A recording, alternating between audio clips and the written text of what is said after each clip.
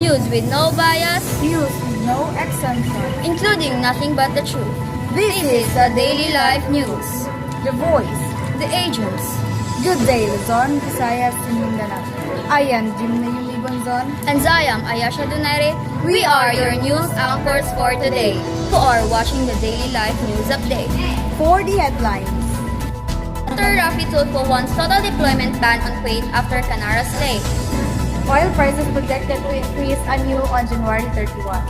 Korean actor Song Joong-ki announced his marriage to his British partner. Kendra Kramer stands in photo shoot reel.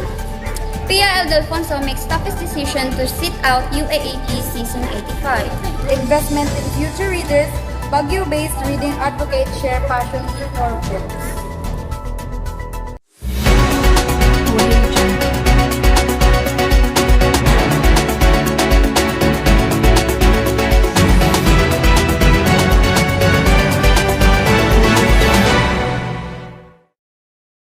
Back for local news. Senator Rafi Tulfo wants total deployment ban on Kuwait. Share AVERION, please give us an update. Senator Rafi Tulfo wants a total deployment ban on Kuwait after the brutal murder of Filipina domestic helper Julie B. Ranara. Tulfo, who chairs the Senate Committee on Migrant Workers, admitted that consequences of the deployment ban will be inevitable, but that a very strong message must be made to save overseas Filipino workers or OFWs from suffering the same fate as them. Tulfo, who chairs the Senate Committee on Migrant Workers, admitted that consequences of the deployment ban will be inevitable, but that a strong message must be made to save overseas Filipino workers or OFWs from suffering the same fate as that of Ranara. According to Senator Rafi Tulfo, after the deployment ban, we can sit down with Kuwaiti officials in bilateral talks, but on our terms. We will give them conditions if our OFWs want. You want to talk to us, total deployment ban. If we have something to hold on to, if there's an issue, then let's talk on our terms. Ranara was found dead, her body burned in a desert in Kuwait on Sunday last week. Authorities there have since arrested the 17-year-old son of Ranara's employer. According to Senator Rafi Tulfo, the move will affect returning OFWs who may not be able to return, but let's imagine that they do it again and again. Of course, there should be a compromise for the sake of our countrymen. We have many compatriots who have been abused and killed and who have been treated pigs by employers. Last Tuesday, January 24, 2023, Department of Migrant Workers or DMW Secretary Tots Ople said that government would seek additional safeguards instead of suspending the deployment of workers to Kuwait after Ranara's killing. Ranara is not the first OFW to be killed in Kuwait.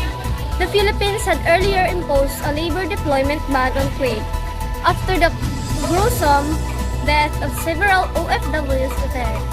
The ban was lifted after the two countries signed a protection agreement for Filipino workers in Kuwait. This is Shaira Averion reporting. For business news, oil prices projected to increase anew on January 31. Ms. DONAIRE, please give us an update.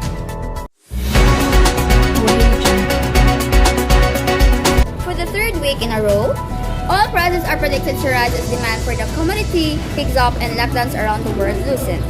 According to Assistant Director Rodela Romero of UAE, historically it is time or it should be down because after Christmas the demand is gone. Unfortunately, there were other factors in the past that caused the decline due to China's zero-COVID policy.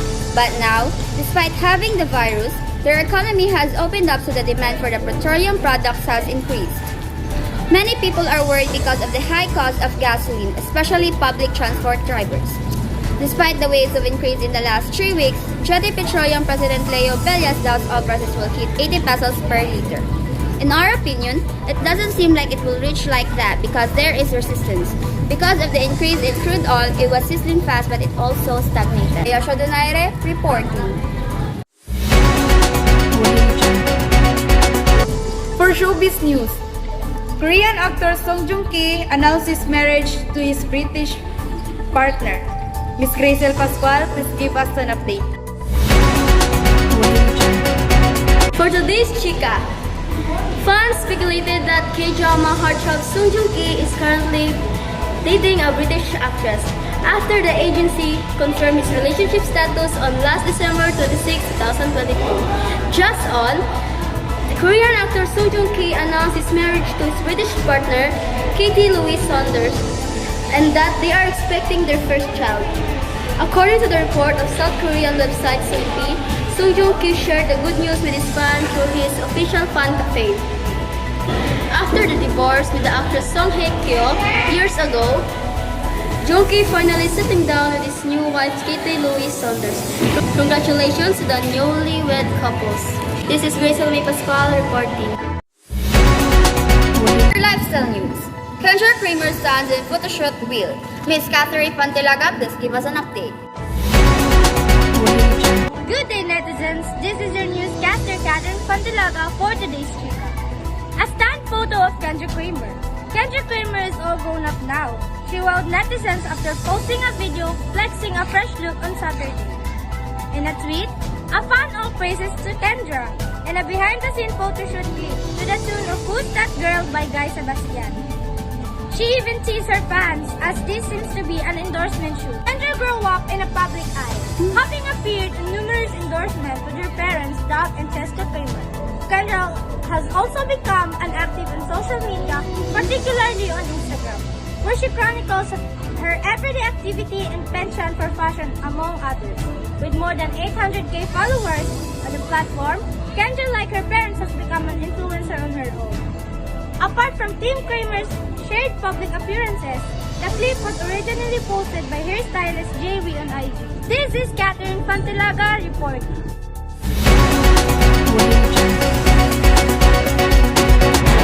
For sport news, Pia Alfonso makes toughest decision to sit out UAAP Season 85. Miss Kia Melendrez, please give us an update.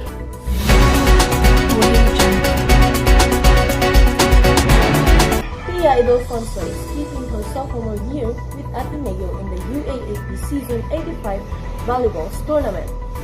Pia announced her decision to sit on this tournament but didn't divulge the reason due to personal matter.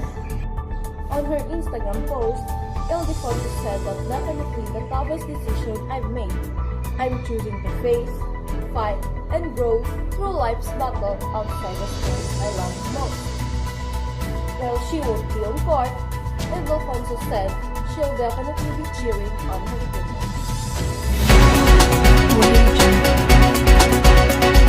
Region News. Investment in future readers. Baguio-based reading advocate shares passion for books. Miss Regine Mary Gonzaga, please give us an update.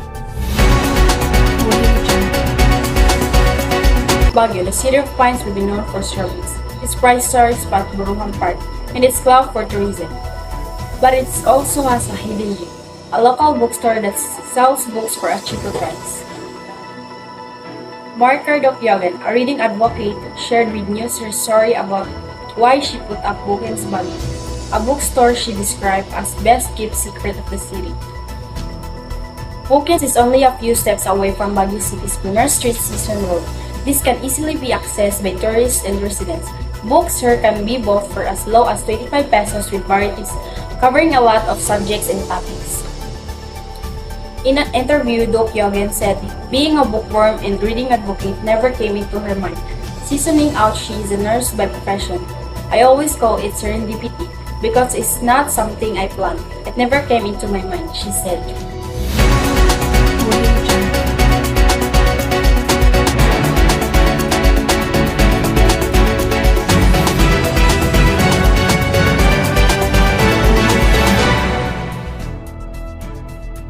And that's all of the updates for this day. I am Mayumi Guanzon. And I am Ayashma Donaire. This is the Daily Life News. The voice, The agents. till next time. time.